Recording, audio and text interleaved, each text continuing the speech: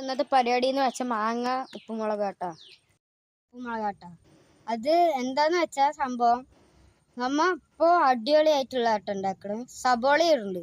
അപ്പൊ നമുക്ക് ആ വീഡിയോയിലേക്ക് പോവാം.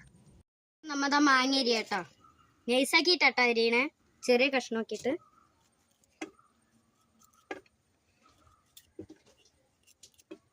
അപ്പൊ ഇനി നമ്മ മാങ്ങ അരിഞ്ഞിട്ട് കാണാം.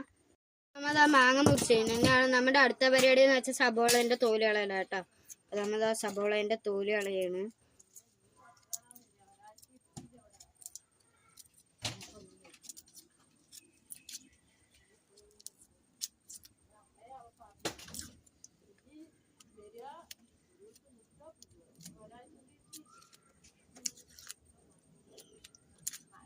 ഇപ്പൊ നമ്മുടെ തോല് കളഞ്ഞു കഴിഞ്ഞു കേട്ടാ.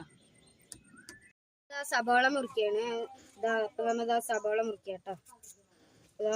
സബോള മുറിച്ചു. നമുക്കിതാ ഇതിന്റെ ഉള്ളത്തെ ഇത് കളയാട്ടോ.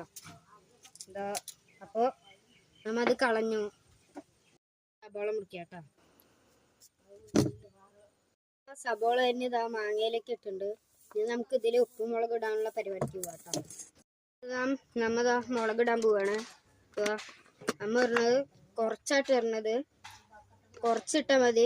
സബോളേന്റെ എരിവും മുളകിന്റെ എരിവും കൂടി ഇട്ടാൽ നല്ല എരിവായിരിക്കും. അപ്പൊ നമ്മത് കുറച്ചിട്ടുണ്ട്. അതിന് ശേഷം ഇടാൻ പോണത് നമ്മുടെ ഉപ്പാട്ടാ. അപ്പോൾ ഉപ്പ് ഇടുന്നത് അത്യാവശ്യം കൂടുതൽ ഇട്ടോ. ഉപ്പ് നമ്മത് അത്രയ്ക്ക് ഇടണ്ടേ. ഉപ്പ് കൂടാനും പറ്റില്ല കുറയാനും പറ്റില്ല കേട്ടോ.